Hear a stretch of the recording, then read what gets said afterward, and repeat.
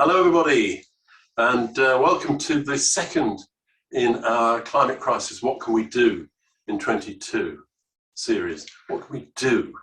And this morning, for our first session, we've got two sessions this morning.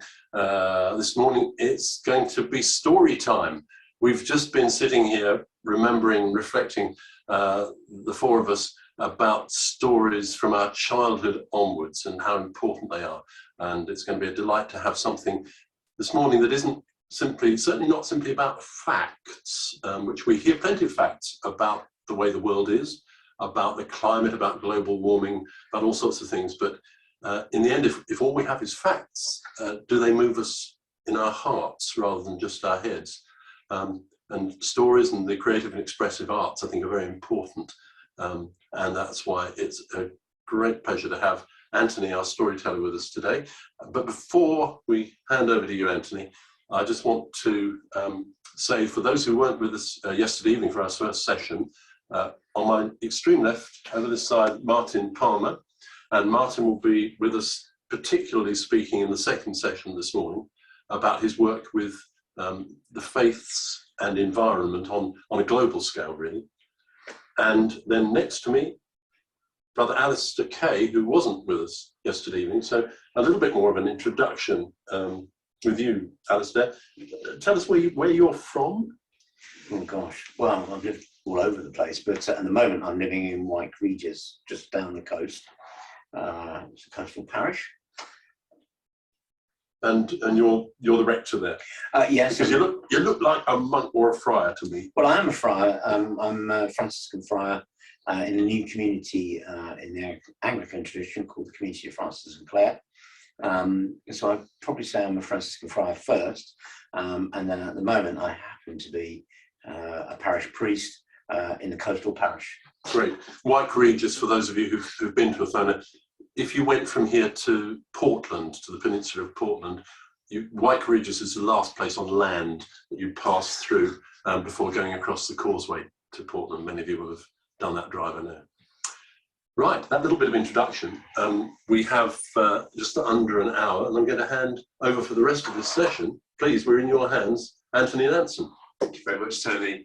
Good morning, everybody. So in this session, I'm going to tell 3 stories that have something to do with the environment, and 2 of them will be traditional stories. 1 of them will be a true life story. And before each of the stories, I'm going to set up a question just to provide a kind of focus to a bit of conversation after each story. And the questions will be very open-ended. There isn't a right answer to them. And so note your own response to that question, and then we'll have time to hear 1 or 2 of the responses to the question from the people in the studio and from some of you at home. So the question for the first story is this. In the light of this story, what thought most comes to your mind in relation to the challenge of environmental crisis? I'll say that again. In the light of this story, what thought most comes to mind in relation to the challenge of environmental crisis? Once upon a time, there was a small, brightly coloured parrot who lived in a great tropical forest. And this parrot, he loved his forest home. He loved the trees that extended in every direction, further than he'd ever flown. And he loved the flowers, the bright coloured flowers in the treetops and in the clearings. And he loved the juicy fruit that hung from the branches. And he loved his friends in the forest, all the birds and the monkeys and the bees and the bush crickets that would sing and squawk and chirrup and buzz amidst the shadows and the light of the forest. One day, this parrot was flying low above the canopy of the forest. He saw a plume of smoke rising from the trees. And he flew closer, and he saw the lick of yellow flames. One of the trees had caught fire from a lightning strike or whatever it was. And as the parrot watched, he saw the flames beginning to spread from that tree to other trees, spreading fast through the undergrowth, and then even leaping from tree to tree. And he called out, "Fire, fire, flee for your lives!" And all the animals that heard him, they all flapped and ran and slithered as best they could, heading towards the river where they knew they'd be safe. Splash, splash, splash, they went into the river. But the parrot, flopping about above the trees, he could see that some of the animals were trapped by walls of flame, and the fire was continuing to spread further and further from tree to tree. And the parrot thought, when's it going to stop? How far is it going to burn? Is it going to destroy the whole forest? And where would we live then? And what would we eat? What can I do to stop it? I'm just a little parrot. And then he thought, well, I've got a beak, haven't I? And the parrot, he flew down to the river where the other animals were hiding from the flames. And he dipped his beak in the water, mouthful of water, and then he flapped back to the edge of the flames and the forest and spat the water into the fire. And then he flew back to the river and got another beak full of water, back to the fire, and back and forth he went. And meanwhile, up above the clouds, in the castle of the sky, the great spirits looked down and saw what the parrot was doing, flying back and forth with these beakfuls of water, and they laughed. But one of the spirits, had a spark of pity in his heart, and he transformed himself into the shape of an eagle and flew down through the clouds and manifested in front of the parrot. I said, "What are you trying to do? Spitting beakfuls of water on such a huge and terrible forest fire. What good is that going to do?" And the parrot said, "I'm just trying to do the best I can with what I got." And he carried on doing it. Now, among the other animals in the river was the cormorant. And the cormorant, she could see what the parrot was doing. And she knew it was hopeless. But she admired his pluck. And she thought, well, maybe I should do something to help, just so give him some moral support so he doesn't feel like he's all on his own. And so she dipped her shaggy black wings into the water. And cormorants got only oil in the wings, you may recall. And then she flew back, flapped towards the edge of the flames, shook her wings, water into the fire. And then back to the river she went for more water, and she joined in the fight with the parrot against the flames. And the great spirit in the form of an eagle appeared in front of the cormorant and said, "What are you trying to do? Shaking water from your wings on such a huge and terrible forest fire. What good is that going to do?" And she said, "Well, I'm just trying to do the best I can with what I've got." And she carried on doing it. And also in the river, there was the Mangami monkey. Now, the Mangami monkey wasn't an intellectual, and he could see what the parrot and the cormorant were doing, but he didn't really understand why. And he thought, well, it looks kind of fun. Maybe it's like a quiz. And it'd be quite fun to join in. Well, what can I do? Well, I've got hands, haven't I? And so the monkey, he dipped his hands in the water and he scampered across to the flames. He threw the water into the fire and scampered back to get more water. And the great spirit in the form of an eagle appeared in front of the Mangami monkey and said, "What are you trying to do? Throwing handfuls of water at such a huge and terrible forest fire. What good is that going to do?" And the Mangami monkey said, "Well, I don't know, I'm just trying to do the best I can with what I've got." And he carried on doing it. And so, one by one, each for their own particular reasons and in their own particular way, each of the animals from the river joined in the fight against the forest fire, until there was only one animal still sitting there in the river, the elephant. She really didn't want to join in. I mean, what's the point? It's not going to make the slightest difference, is it? I don't want to waste my time. But then again, if I'm the only one not doing anything, that's not going to look too good, is it? I'll start saying things like, "We're all in it together." So I'm going to do something just to show willing. And she got her trunk, sucked up the water, lumbered over to the fire, sprayed the water. And the great spirit in the form of an eagle, as he watched all the creatures desperately going back and forth, trying to fight this terrible forest fire, he was moved. He was so moved that a tear formed in each of his eyes and began to run down the sides of his beak. Down and down the tears fell And then the spirit changed form from that of an eagle to the form of a cloud. And the raindrops became, the teardrops became raindrops. And down they fell, the raindrops, by the thousand, by the million they fell. And the fire, it fizzed and hissed, and down and down and down the raindrops fell.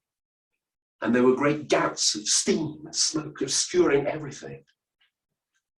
And then at last, the rain stopped. And in a while, the smoke and the clouds of steam cleared. And the bedraggled looking animals sitting there, staring at what had once been their beautiful green forest home was now a blackened wasteland of ash and the charred wreckage of trees. Water was dripping everywhere from the charred branches, from the creatures' feathers and fur. And then as they watched, they noticed that everywhere that a drop of water landed on the ashy ground, a little shoot, green shoot, began to grow.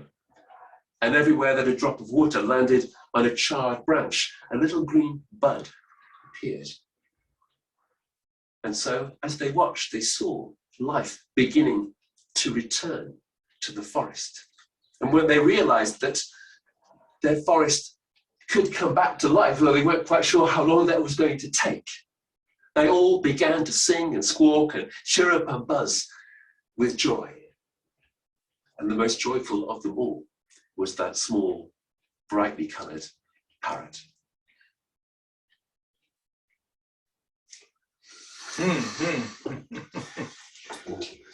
So the question, let's go to the studio audience first. In the light of that story, what thought most comes to mind in relation to the challenge of ecological crisis? Well, just to quote Greta Thunberg, nobody is too small to count. And I think it's a lovely story, beautiful story. I think it reminds me of all those ones, you know, the stone soup and the Chinese one about removing the mountain, or the one that appears in every Abrahamic faith, slightly different, is with Christianity, Judaism, Islam, is the story that if you're planting a tree and someone comes to you and says, the Messiah has come for Judaism, Christ has returned for Christianity, the prophet has returned in Islam, first of all, finish planting the tree, then go and see if they've returned. And it's that sense of do thoroughly what you're doing best. Thank you. I think one of the thoughts that struck me most was about the monkey and the elephant, who were somewhat unaware or skeptical. We may be people in this room who've been thinking about these things a lot, but one of the really important things, if anything is going to get better in terms of our climate and environment, is going to be many, many people who are not easy to convince, not even particularly focused on this, but beginning to realize that there's something that they might not only be concerned about, but actually be able to do something about. So I was really, really glad to hear the monkey and the elephant in there. Thank you. Alistair, did you? I think the initial part of the story where the parrot woke up and the sheer sense of terror that he felt, actually, I can't remember when, but and I think there's something of that going on at the moment, of there are an increasing number of people who are waking up to the terror, and the people in the power are fleeing to the rivers. And so actually we've got to realise that we are, it's quoted twice in the day, all in this together. And so consequently, whoever you are, do something.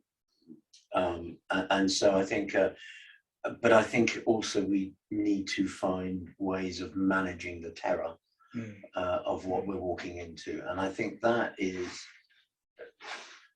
COVID has given us a drop of the terror. I think we are too frightened to confront the terror. And so I think that's the story we're in right now. Yeah. And I noticed that at least one of our friends out on Zoom has written on the chat, "I am a parrot." Morning, Neil. Yes. Thank you, Neil. Yeah. So I'd like to, it's nice to hear voices. I wonder if anybody who would like to give their response to the question from home could use the hand signal, which I'm told you press reactions on the Zoom interface, and then there should be a hand icon to put your hand up, and then you get a chance to speak. Would anybody like to give their response to that question by that means? Put your hands. So the question was, in the light of that story, what thought most comes to mind in relation to the challenge of environmental crisis? Oh, there we have one. It's like Laila Lock. Hi. Yeah, what I got from that was that you don't have to be an expert. The monkey didn't really have a clue what he was doing. He just sort of went with the flow. And I think that's quite good. A lot of people feel very daunted, don't they? Especially in the face of experts, and a lot of people know a lot about the environmental crises around the world. But, you know, sort of like your average Joe might just think, well, I don't know much about this. But if they get with the flow, if there is a movement, they might join in, you know, and then become knowledgeable as time goes on. So, which they did, because it was a successful conclusion. The other thing I got from that was that nature, or the spirits or whatever, once there was a concerted effort, nature came back, you know, this sense of renewal, and that, you know, perhaps it's not too late, perhaps, you know, with effort, good things may come, and then it's not all so utterly hopeless that you just sit back in your chair and just give up, which I think is a lot of people do feel. Thank you, Laila. Thank you very much. And let's just get one more response from Judy, and then I'll have to go to the next story for time. So, Judy. Yes, it reminded me of the ripples on the pond. You know, if one person starts and the ripples spread out, and sometimes you feel whatever you're going to do is not much good because you're by yourself. But by doing it, other people see what you're doing and get interested and join in. And that's the way things spread out, like the ripples. Wonderful. Thank you very much, Judy. So, I just want to say, sorry we can't come to everybody who's raised a hand at the moment, but when we next come back to you, we will prioritise people who haven't yet had a chance to speak. Yeah, we'll do that. Yeah. Thank you. So I'm going to go to the next story now, a very different kind of a story. And the question for this story is, at what point in this story did you feel the strongest emotional response? And where in your body did you feel it? So I'll say that question again. At what point in this story did you feel the strongest emotional response? And what part of your body did you feel that response?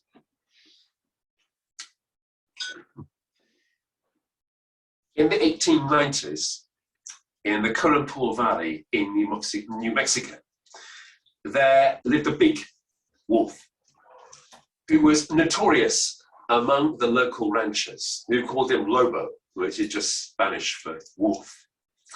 And Lobo led a pack of 5 other wolves, including his mate, who was a beautiful wolf with completely white fur. Now, at that time, the 1890s, wolves were being systematically exterminated from the United States because of the threat they posed to livestock. By that time, settlers who'd originated in Europe had colonized pretty much everywhere. And so there wasn't much game for wolves to prey upon except domestic livestock. So in the Currapore Valley, Lobo and his pack, they preyed on cattle, and therefore the local ranchers wanted them killed. And they used poison baits against them. But Lobo was not only a big, physically powerful wolf, he was also exceptionally intelligent, and he would not allow his pack to take meat that had been poisoned. He only allowed the pack to eat meat of animals that they'd killed themselves. Late one afternoon, a cowboy out in the Currapore Valley heard the characteristic deep bass howl of Lobo. And on his horse, he sneaked up close enough so that he could see into a hollow of land where Lobo's pack had cornered a herd of cattle. Lobo himself was sitting at one side, watching, while the other members of the pack tried to cut out of the herd a young cow that they'd already wounded. But they couldn't get past the rank of horns of this phalanx of cattle. And as the cowboy watched, suddenly Lobo ran directly towards the cattle, scattered them, and then he seized by the neck the young cow, threw her down to the ground, and then the other wolves came in and killed her. At this point, the cowboy came riding in on his horse, shouting loudly, and the wolves, knowing that where there was a cowboy, there would be a gun. They all melted away out of sight, and the cowboy very quickly put strychnine into 3 different parts of the cow's carcass. And then he withdrew to allow the wolves to come back and eat the poisoned carcass.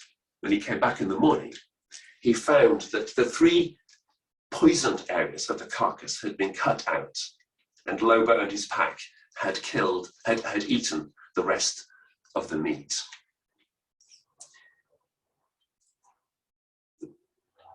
The bounty on Lobo's head was raised to $1,000, which was a lot of money back in those days.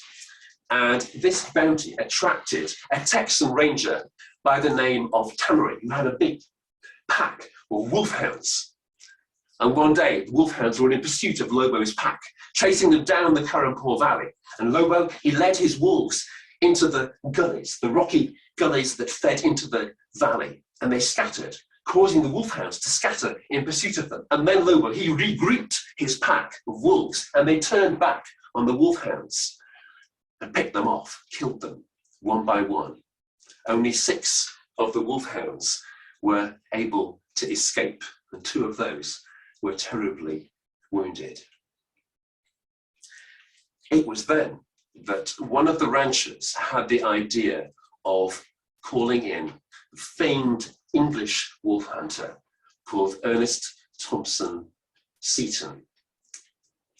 Now, when Seton arrived, he didn't have any adequate wolf traps to use, and so he too relied on poison baits, and he tried every combination of baits to no avail. So he resorted to a recipe he got from an old trapper, which was a mixture of melted cheese and kidney fat from a freshly killed heifer mixed together and then cut into lumps with a bone knife so there was no smell of metal.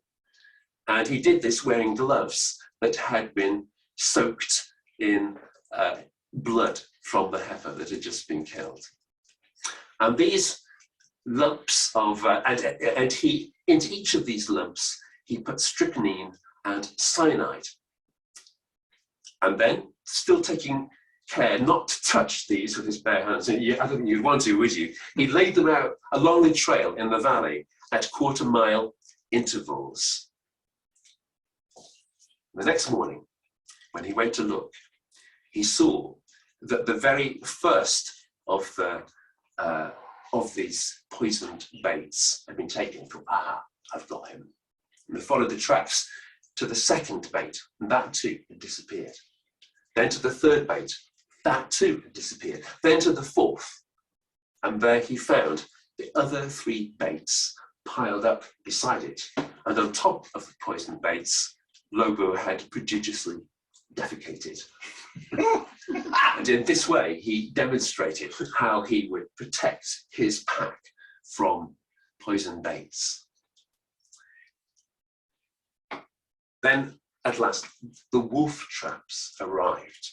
And so Ernest Thompson Seton was able to lay out the wolf traps carefully concealed under earth and debris. And when he came back to look at the traps, he found that Lobo had stopped the pack before each of the traps and then had gone forward by himself and scraped away the dirt from around the traps so that they were visible.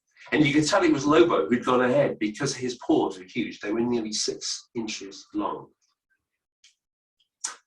But Seton noticed from the tracks that Lobo had a habit of, when he spotted something suspicious ahead of him on the track, he would step to one side immediately. And so that gave Seton an idea. And he placed the traps now in a kind of H pattern. You can imagine that. So with one trap in the front on the trail, and then with other traps down the side, so that if Lobo spotted the one in the front, he would turn to one side and be taken by one of the traps on the left or the right. When he came back the next morning, he saw from the traps that what Lobo had done when he'd entered one of these H patterns of traps, he'd actually reversed back out of the pattern of traps, gone around the side, and then flipped stones to spring the traps. And so yet again, in this way, he was able to protect his pack from the traps. But Seton noticed something else from the tracks, which was that the prints of a smaller wolf sometimes ran ahead of Lobo's. And the cowboy who was working with Seton said, that'll be Blanca, his mate. Lobo would never let one of the other males go ahead of him, lead the way. And so that gave Seton an idea for another plan, to use Blanca and her habit. What he did was this. He slaughtered a heifer down there in the valley and placed some fairly obvious traps around the carcass of the heifer. And then he cut off the heifer's head and placed that some distance away.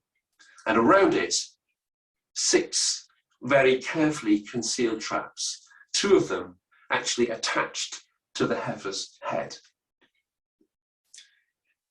When he came back the next morning, he saw from the tracks that Lobo had, in his usual way, stopped the pack before they got to the heifer, but that the tracks of Blanca, smaller wolf, had gone to where the heifer's head had been, and the heifer's head had gone, and so had one of the traps that was attached to the head. They got her. And so Seton and the cowboy, they followed the tracks of Blanca until they found her. And they found her, she was there with one leg crippled by the trap and encumbered by the heifer's head that was still attached to the trap. And she saw them, and she set off, fleeing as best she could with this crippled leg, the 2 men giving pursuit, until at last the horns of the heifer's head got snagged in some rocks. And at last they caught up with her there. And she let out a terrific howl. And from some way away, out of sight, came the deep bass howl of Lobo in reply. And Seton, he didn't want to spoil the beautiful white hide of Blanca with a bullet. And so they slung 2 lassos over her head. And all the while, they could hear Lobo howling in the distance, but he was so hardwired not to go anywhere near where there would be guns that he didn't come into view. As they did what they did, as they, with the 2 horses, they pulled the 2 lassos from opposing sides until they'd strangled Blanca. And then they carried the carcass on the horses back down into the home canyon, back to the ranch. And all the way they could hear Lobo howling in the distance. And then they heard the moment when he must have got to the spot where Blanca had been killed, because suddenly his howling escalated into this awful wailing sound, kind of heartbroken wailing. They locked up Blanca's carcass securely in one of the buildings in the ranch. And that night, Lobo followed the tracks of the horses down to the ranch.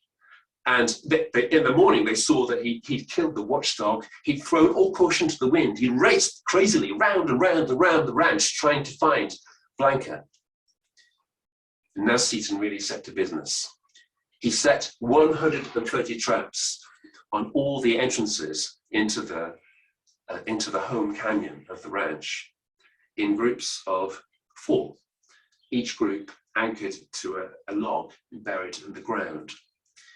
And then with a horse, he dragged Blanca's carcass through the location of each of these traps. And then he cut off one of her paws, and very, very carefully, he made lines of her prints through the earth over the traps. And the next morning, when he went out to look, they had him. Lobo, when he saw the men, he tried to rise, but all 4 of his legs were caught in the wolf traps. He let out a terrific roar of rage. He struggled to get free. He tried to bite at the chains, and then he sank down, exhausted.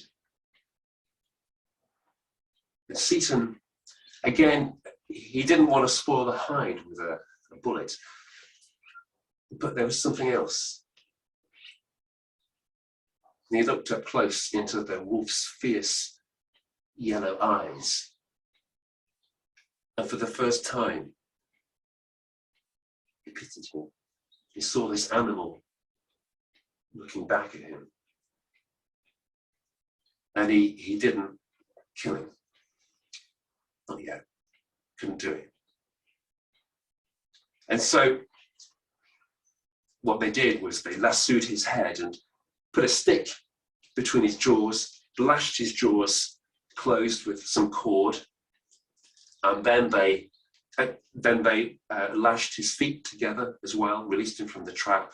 And Lobo didn't struggle now. It's like he knew that he was beaten. And then they transported him on the horses, which wasn't easy. I don't think the horses were very keen on this. They transported him back to the ranch. And Seaton put a steel collar and chain onto Lobo, and they staked him out in a pasture near the ranch.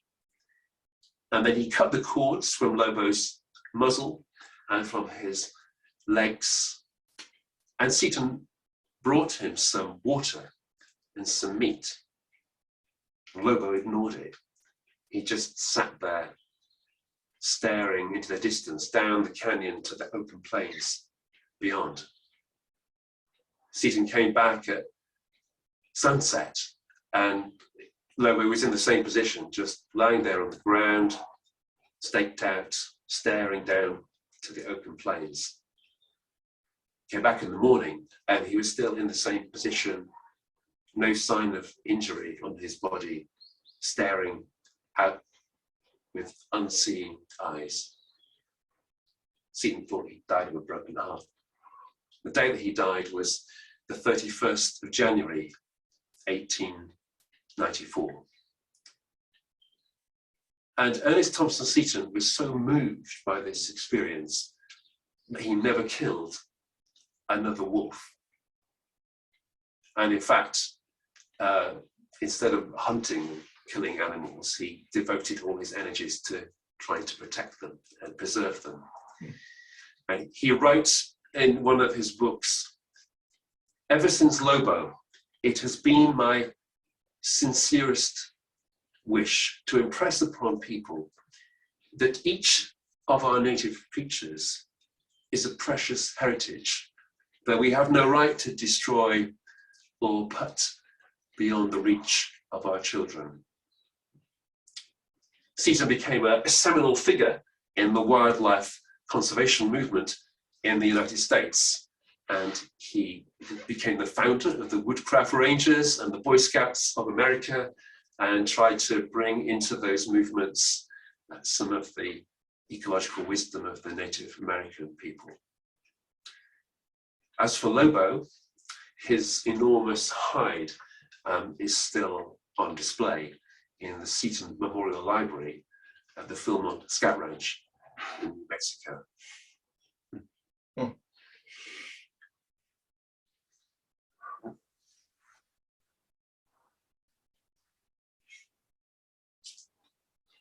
So the question was, at which point in that story did you feel the strongest emotional response, and where in your body did you feel it? Would anyone in the studio like to respond to that?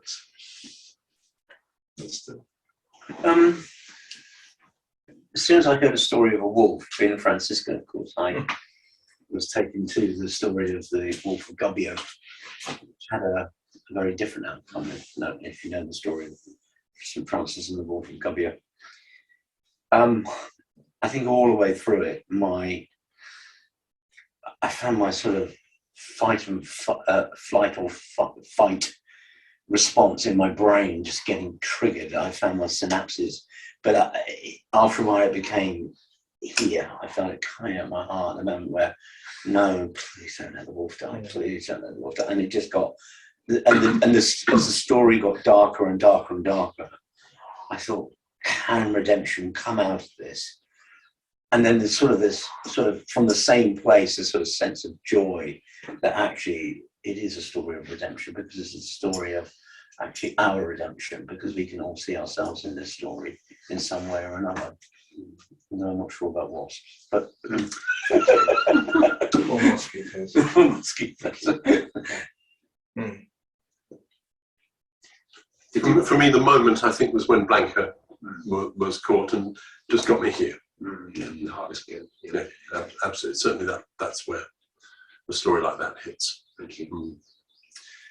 Do we have any show of hands for anybody who'd like to respond to that question? Anna Newton is putting up her hand physically. Okay, Anna. Can we unmute Anna Newton? Okay, well, it's largely a story about perseverance and courage. And I think that your question, at what point did we feel desperate? I think it would be when he was left alone and had had enough and was not going to do anything about it.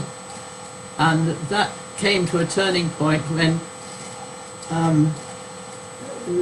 he had to actually make up his mind if he had any courage to go on. And so often we get to a point which we have to be our own prophet, I think, and take the courage in our hands and do what we can to persist in order to prevail. So I just wanted to ask if you could clarify the courage you were speaking of there. Was it the courage of the wolf, or the courage of the man in dealing with the situation? Okay. Well, I think both of them had to have courage, and both of them had to prevail in their own way. And the man who obviously was in pursuit of something which was, well, it wasn't illegal in those days, but in pursuit was ingenuous or whatever, you know, had to make up his mind, and he did make up his mind that he couldn't bear to kill this man who'd been so courageous, or this wolf, I beg your pardon. So we have a question, we have a response now. Thank you very much, Anna. A response from Ruth and Peter. Could you unmute yourselves so we can hear you? In the point where, in the story where Seton was laying out some traps long before any of the wolves died, I started thinking of the time when we had rats invading our house from the nearby park, and the traps that we were setting out to kill the rats, fairly unsuccessfully. And the feeling I had was in my stomach and a little bit in my head. It wasn't a strong feeling, and it was because I had to use anyhow. That was the reaction. That's it. Yeah. Yes. Thank you. Thank you. Yes, it's interesting here to hear the association there with an experience, with a particular experience that you've had, and that's something that interests me with stories. When that happens, when you get you get an interplay between different stories. A story that you've heard, an imaginary story or a historical story, and then a story from your own experience. Thank you. So I probably should go on to the third and final story now, which is another traditional story. And my question this time is, from this story, which visual image most remains in your mind, and what does that image evoke for you? So from this story, which visual image most remains in your mind, and what does that image evoke for you?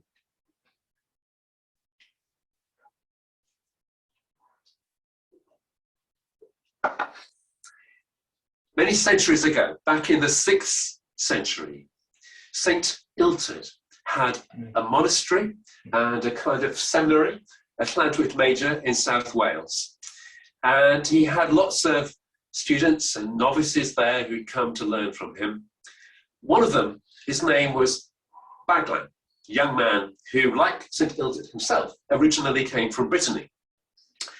And one evening, after dark, St. Illtyd was sitting by his fire just outside his cell in the monastery, and young Baglan was sitting there by the fire at Illtyd's feet, just waiting keenly to hear whatever words of wisdom might be forthcoming from the master. And he was listening so keenly, nobody noticed at first that the fire had burnt out completely. They couldn't revive it.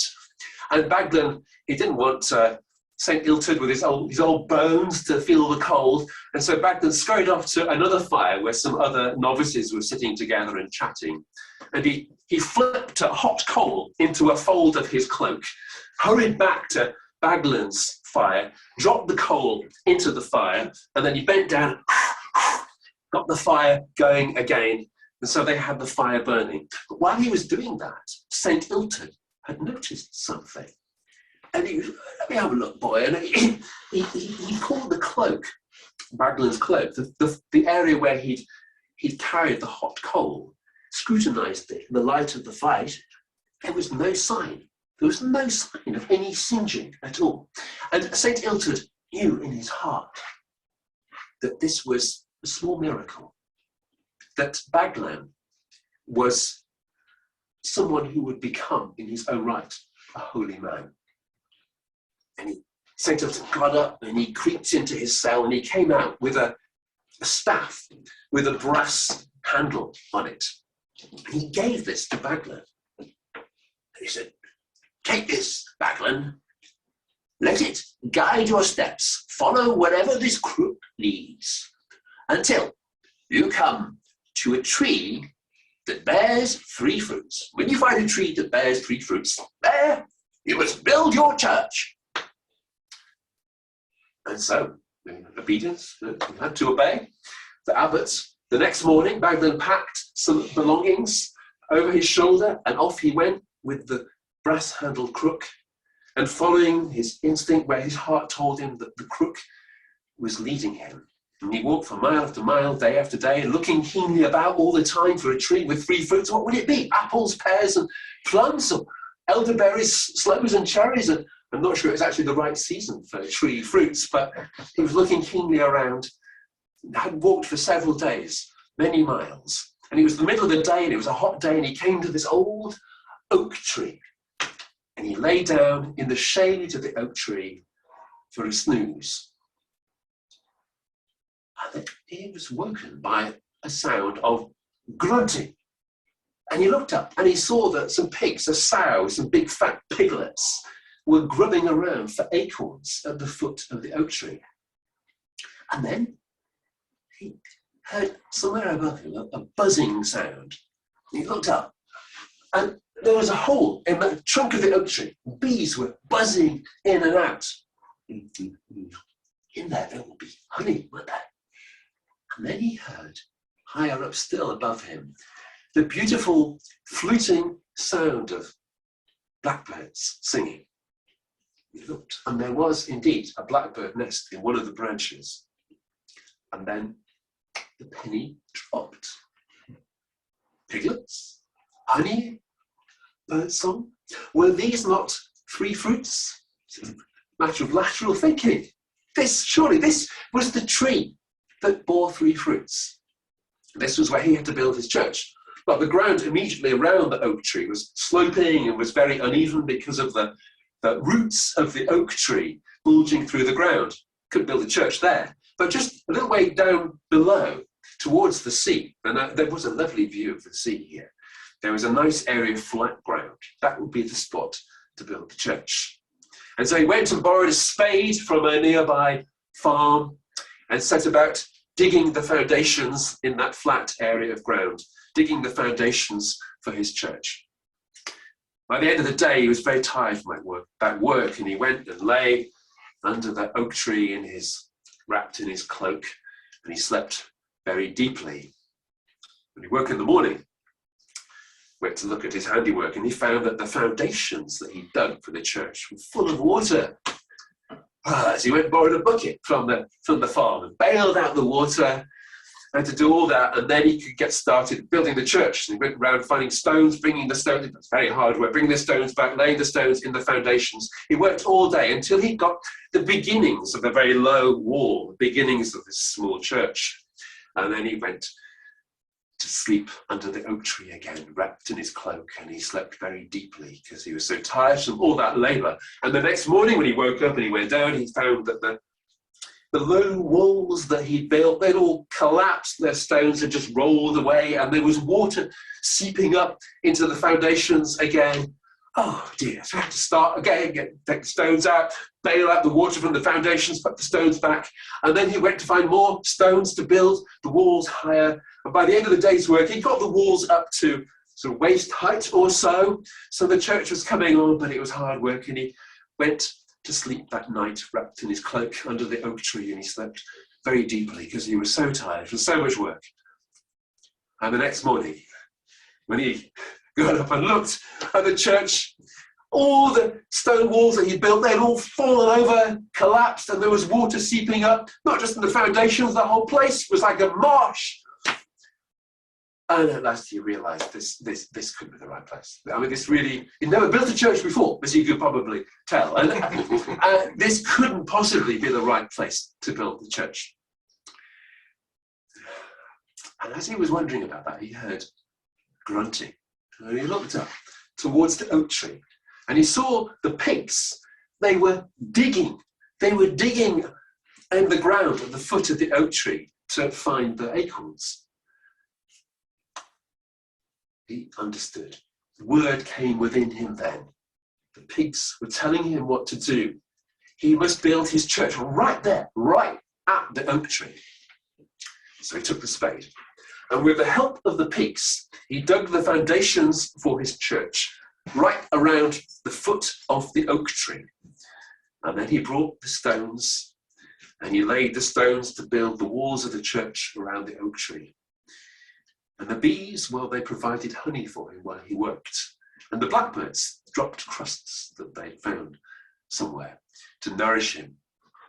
And so with the help of these animals in these ways, he finally built the church. He had some poles and some thatch for the roof. And there was a door at the front of the church for him, and there was a hatch at one side for the pigs to go in and out so they could dig around inside if they wanted to. And there was a window higher up the wall so the bees could come in and out to get to their nest inside the tree trunk. And then in the roof also, he left a hole so that blackbirds could fly in and out to their nest. And the whole thing, well, it was a funny looking church. It was a bit uneven, a bit wonky, a bit higgledy-piggledy, but Bagman felt that it fitted in, it blended into the environment, the way that oak branches kind of came out over the top. It's beautiful in its own way. Beside the church, he built a small cell for himself. And there he lived as a hermit. And I don't know whether he got much footfall in terms of human beings coming to worship in his church. But he had the pigs and the bees and the blackbirds as his congregation, and other animals and birds that came and went from time to time. And when he led the services inside the church, the animals would worship with him, and they would all fall silent while he prayed and called blessings upon them. And then when he sang the psalms of praise, the blackbirds would join in with their beautiful song, and the bees would buzz, hum and drone underneath, and the pigs would grunt along baseline as best they could. And now and again, when a traveller passed by on a warm summer day, they might chance to see Baglan sitting outside the front of his church with pigs nearby, scratching the back of one of the pigs with his brass-handled staff, with a blackbird perched on each of his shoulders, and bees humming, forming a kind of halo in the air around his head, as they all sat together there, enjoying the communion of God's love moving among them. And as time passed, the bees and the blackbirds and the pigs, they passed away, as all mortal things do, and so did Baglan, and his little church collapsed, just a pile of stones on the floor. The oak tree lived on for some time until its time came as well. Centuries later, in the Middle Ages, another church was built on that same spot. And a village, Baglan, grew up around it. And if you go there today, you'll find that the medieval church is itself ruins now, with trees growing inside it. There's a Victorian church just below on the flat area, because they've worked out how to drain the ground there. And Baglan's crook with the brass handle, that was passed down the generations of a local family from century to century, right until the 17th century. It's said as a memorial of that story of Saint Baglan and the tree with three fruits.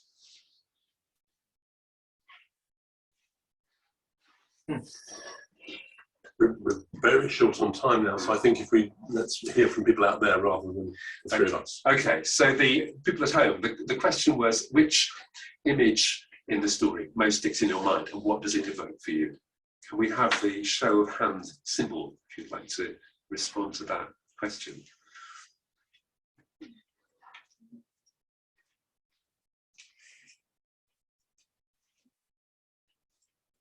So you can find, if you press the reactions button on the interface, then you'll find a hand symbol. Ask Elizabeth if she wanted to speak. Elizabeth, do you have something? Me? Yeah. Me? Yes. For me, it was the image of him sitting outside, accompanied by the animals when he was very old. And so through his courage and resilience, he'd achieved what he'd set out to achieve. And it was everlasting. It would carry on through the generations. Thank you, Elizabeth. Lovely, thank you. Does anybody else like to share the image that stayed with them from the story? Laila. Hi, yeah, having dug ponds and trenches, I know how hard it is, and I could see him staggering around at the end of the day, having tried to sort of like dug the foundations once again, and sort of like, and I thought about, you know, when you're on the wrong path and you just keep going because you're being so stubborn that your way is the right way. And I got this vision of this man in sort of like a cloak, sort of staggering around. So that stuck with me. I thought that was quite funny. Thank you. Thank you very much, Laila. Rosie. Rosie. Hi. The image for me, and in all the stories, and it's a kind of question, is about how we best can share the earth with all of life that is in it. And thank you very much for 3 wonderful stories. Thank you. And can you add, Rosie, that to that idea of sharing all of life. Was there a particular visual image in the story that you associate with that idea? Probably when he returned to the tree and realised that the life that was there was the life that he needed to encompass in his task. Yeah, so they're coming back to the tree rather than staying on the marsh. Yes. Thank you.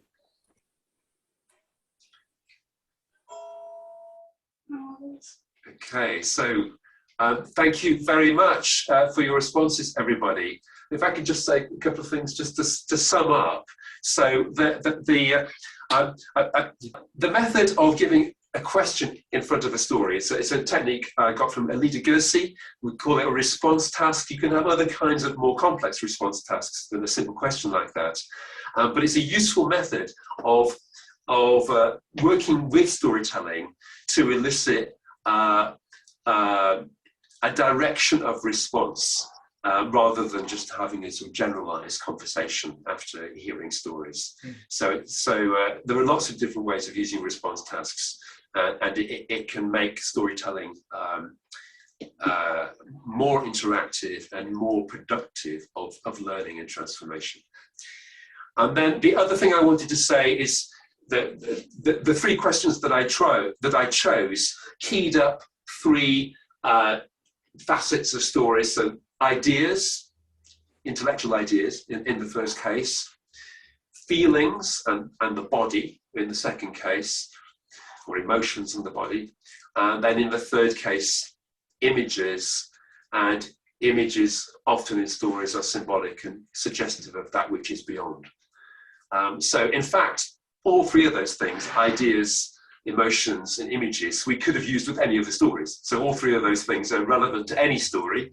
And then, of course, there are many other facets of stories as well. So thank you very much. Thank you, Anthony. Thank you. And if you're interested in learning more, thinking more about storytelling and environmental matters, there are some links to follow on our page for other work of Anthony's and his own website and so on.